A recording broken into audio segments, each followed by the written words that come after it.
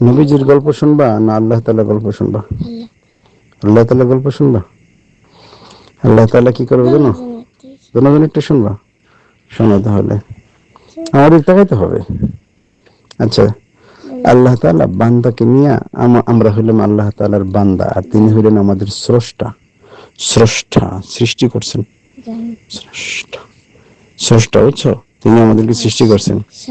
তো না, শোনো, যে নানা আছে না, নানারা কি করে? নাতিদেরকে নিয়ে মজা করে না? তোমরা যখন তোমার নানা ভাই সারাদিন রুমে বসে থাকে, যখন কাজে লাগে ডাক দেয় তো। শোনো, তো সবার নানা কি এরকম? নানা, যখন আমরা ওই যে নানা বাসা থেকে আসি, তখন নানা ভাই সবাই টাকা দেয়। এটা তো একটা বিশাল গুণ। রনি মামা আছে না, আসতেছি, তখন আমাদের 500 টাকা দিছে। মাশাআল্লাহ, তুমি কি জাযাকাল্লাহ বলছিলা? শোনো, হ্যাঁ, আমাদের নবীজি বলছে, মান সানাআ ইলাইকুম মা'রুফান ফাকাফিউহু। শোনো, আমাদের নবীজি সাল্লাল্লাহু আলাইহি ওয়াসাল্লাম বলছেন, তোমাদের সাথে কেউ যদি ভালো আচরণ করে, তাহলে তার বদলা দিয়ে দাও, প্রতিদান দিয়ে দাও। হ্যাঁ, যদি তার কিছু না দিতে পারে, তাহলে কেউ যদি বলে জাযাকাল্লাহু খায়রা, তখন ফাকাদ আবলাগা ফিস সানা, সে তার উত্তম বদলা দিল, বুঝছো? তা প্রশংসা করলো। আর কিভাবে? তোমাকে কেউ কিছু দিছে, আর তুমি উত্তরে বলছো আল্লাহ তাআলা তোমাকে উত্তম প্রতিদান দান করুন। তাহলে প্রতিদান মানে হলো এর বিনিময় দান করুন, উত্তম বিনিময় দান করুন। তোমাকে কেউ 500 টাকা দিছে, আর তুমি তাকে এই দোয়া দিছো যে আল্লাহ আপনাকে উত্তম বিনিময় দান করুন। আল্লাহ তাআলা বিনিময় কি দিবেন? 500 টাকা? তিনি দিবেন জান্নাত। তাহলে বড় জিনিস না? এই জন্য কেউ উপকার করলে তাকে বলতে হয় জাযাকাল্লাহ খায়র, ধন্যবাদ না, থ্যাঙ্কস না, থ্যাংক ইউ না। এটা তো বিধর্মীদেরটা আমরা কেন ব্যবহার করব? আমরা বলবো জাযাকাল্লাহু খায়রা। ঠিক আছে, মনে থাকবে তো? এবার আসো, তাহলে নানারা কি করে? নানুরা নাতিদেরকে নিয়ে মজা করে না? বাড়িতে যদি নাতিরা থাকে, তখন নানার মজা লাগে, তাই না? দাদা দাদির মজা লাগে, তাই না? তো আল্লাহ তাআলা, নানা বেরা আমাদের ভালো লাগে না, শুধু ভাইয়ারই ভালো লাগে। বদনাম করো কেন? নানা ভাইয়ের বদনাম করো কেন? ঠিক, এটা বদনাম করতেছেন, বলতেছি। শোনো তো, শোনো তো, আল্লাহ তাআলা জান্নাতে কি করবে জানো? যখন এই পৃথিবী ধ্বংস হয়ে যাবে, পৃথিবী শেষ হয়ে যাবে, তখন পৃথিবী কিছুই থাকবে না, আকাশে তুলার মতো উঠতে থাকবে, কালে ইহনিল মানফুস, এক সময় একেবারে শেষ হয়ে যাবে। আল্লাহ তাআলা কি করবে? সব মানুষগুলোকে একত্র করবে, তারপরে হিসাব নিবে কে কি কি কাজ করছো। হ্যাঁ, ফামান ইয়ামাল মিসকালা যাররাতিন খায়রান ইয়ারা, কেউ যদি সামান্য একটু কাজ করে থাকে, ভালো কাজ করে থাকে, তাও কিয়ামতের দিন তার পেয়ে যাবা। তোমার আমলনামায়, তোমার খাতায় লেখা থাকবে তুমি ওই দিন অমুক জায়গায় ওই ভালো কাজটা করছিলা। আবার যদি মন্দও করো, তাও লেখা থাকবে। তাহলে মন্দ করলে তা যদি লেখা থাকে, কি অবস্থা হবে বলো? আল্লাহ যদি মাফ না করে, আল্লাহ যদি ধরে বসে, এটা কেন করছো, কেন উত্তর আছে? কোন উত্তর নেই। এই জন্য সর্বদা কি করতে জানো? রিমুভার সাথে রাখবে। রিমুভার বুঝো? ওই যে লেখলে কি যেন একটা দাগ দিলে মুছে যায় না? তারপরে কাঠ পেন্সিল দিয়ে যদি খাতায় দাগ দাও, তখন আরেকটা দিয়ে ঘষা, রাবার রাবার রাখে না? রিমুভ মানে মুছে, রিমুভার এরকম রাখতে হয় একটা সঙ্গে। সেটা কি জানো? আস্তাগফিরুল্লাহ, আস্তাগফিরুল্লাহ, এটা হলো তোমার জিন্দেগির পাপের রিমুভার। অর্থাৎ তোমার দ্বারা ভুল হয়ে গেছে, তুমি আস্তাগফিরুল্লাহ বললা, আবার 2 রাকাত নামাজ পড়ে আল্লাহর কাছে হাত উঠে দোয়া করলে, আল্লাহ, শয়তানের ধোঁকায় পড়ে এগুলো করে ফেলেছি, তুমি মাফ করে দাও। তুমি না অনেক ভালো, আস্তাগফিরুল্লাহ বললো, আল্লাহ তাআলা মাফ করবেন। তারপর মুখে বলতে হয় যে আল্লাহ, ভুল হয়ে গেছে, আমি আর করব না, আমি বুঝতে পারিনি, শয়তান আমাকে তোমার থেকে দূরে সরিয়ে ফেলেছে। আচ্ছা, এভাবে সব দোষ শয়তানের ঘাড়ে দিয়ে দেবা। তো আল্লাহ তাআলা কি করবেন? আল্লাহ তাআলা মাফ করে দেবে, বুঝছো? তো কিয়ামতের দিন যত, তখন আর ওই তোমার আমলনামায়, তোমার খাতার মধ্যে কোনো মন্দ কাজ থাকবে না, কারণ সব তো রিমুভার দিয়ে মুছে দিছো। তুমি ব্ল্যাকবোর্ডে লেখা তুমি মুছে দিছো, ডাস্টার দিয়ে মুছে ফেলেছো না, তো লেখা নেই তো। তাহলে কেউ যদি পাপ করে আর যদি তওবা করে, হ্যাঁ, বড় ধরনের পাপ হয়ে গেলে 2 রাকাত নামাজ পড়তে হয়, নামাজ পড়ে আল্লাহর কাছে হাত উঠে বলতে, আল্লাহ শয়তানের আমি ধোঁকা, অনেক বড় এই কাজ করি, খারাপ কাজ সব করি, কিছুর জন্য আল্লাহর কাছে মাপ চাইতে হয়। তাহলে আমি নামাজ পড়তে হইবে, আস্তাগফিরুল্লাহ বলে হইবে না? আস্তাগফিরুল্লাহ হলো ছোট কাজের জন্য, ছোট পাপের জন্য আস্তাগফিরুল্লাহ, আর বড়টার জন্য 2 রাকাত আমি নামাজ যদি পড়ে কোনো খারাপ কথা বললে ফেলি তাহলে তখন আস্তাগফিরুল্লাহ বলতে হবে।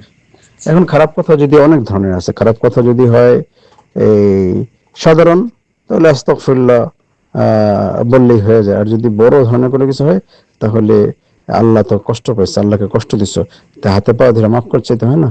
তুমি যদি তোমার আম্মুকে কষ্ট দাও, পা ধরতে হয় না, আম্মু ভুল হয়ে গেছে মাফ করে দাও, আর আম্মু তো রেডি মাফ করার জন্য, আল্লাহ তো অপেক্ষা আছে, ও কখন আমার কাছে বলবে সাথে সাথে মাফ করে দেবো।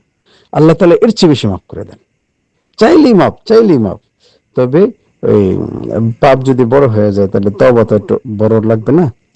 হ্যাঁ, ভুল স্বীকার করতে হবে না? ওই জন্য নামাজ পড়ে 2 রাকাত নামাজ পড়ে আল্লাহর কাছে হাত উঠে বলতে হবে, আল্লাহ ভুল হয়ে গেছে, মাফ করে দাও, আমি আর করব না, সত্যি বলতেছি আর করব না। এরকম বললে আল্লাহ তাআলা খুব খুশি হয়। ওই যে মাছি আছে না, মাছি, হাতি, হাতি দেখছো? বিশাল, বাস্তবে দেখিনি। বাস্তবে দেখো নাই?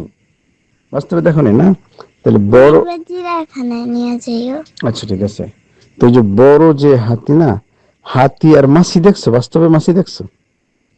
হ্যাঁ, তাহলে এই যে একটা মাছি যদি হাতির গায়ে বসে, বুঝছো, তাহলে হাতি কি টের পেছে? হাতি কি বুঝছে কখন কখন আসছে কখন গেছে? তো কি বিশাল দেহ, আর কি একটুখানি মাছি। এখন এক একটা মাছি হাতির গায়ে বসছে, বসার পরে ওর ওর ভেতরে অনুভূতি আসলো যে আমি তো এই রাজ্যে অনুমতি ছাড়া বসছি, হাতির গায়ে আমি অনুমতি ছাড়া কেন বসলাম?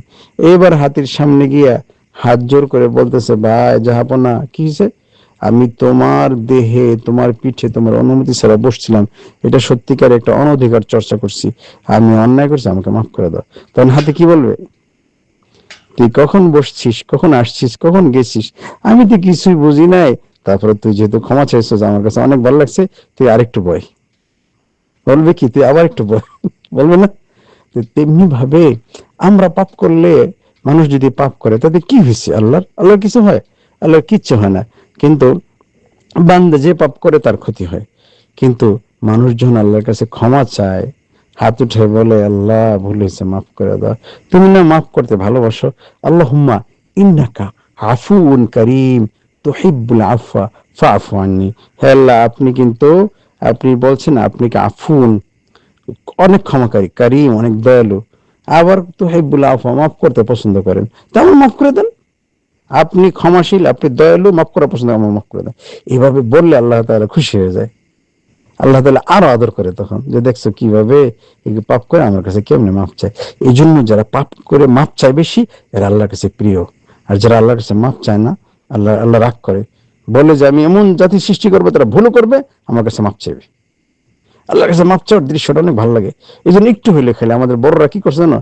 কোনো পাপ করে নাই, কিছুই করে নাই, সেই কবে কি করছে, এই খালি মাপ চাইতেই থাকে, আর নামাজ পড়ে খালি কান্নাকাটি। সেই তাহাজ্জুদে ভোর রাত্রে উঠে নামাজ পড়ে কান্নাকাটি করে, আল্লাহ মাফ করে দেন, আল্লাহ কত ভুল করছি, যদি আপনি ধরে বসেন কি অবস্থা, মাফ করে দেন। জীবনভর শুধু কাঁদতে কাঁদতে গেছে। আর যে বেশি কাঁদে, তার জন্য জান্নাত তত সহজ।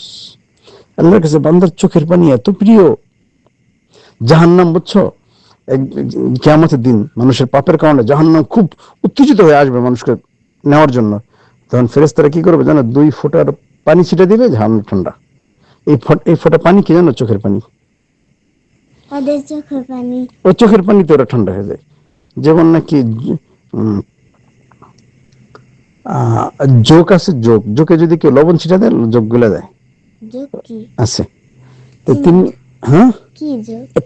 একটা ছোট একটা পানিতে একটা প্রাণী, ছোট, ওটা ওটা রক্ত চষে, শরীরের সাথে লাগলে রক্ত চষে, দূষিত রক্ত খেয়ে ফেলে না, দেখো না তুমি? আচ্ছা। হ্যাঁ, তো এরকমই মানুষের চোখের পানি জাহান্নামের আগুনকে ঠান্ডা করে দেয়। এই জন্য নির্জনে কাঁদতে হয়, আল্লাহর কাছে কাঁদতে হয়, তাইলে আল্লাহ তাআলা অনেক খুশি হন।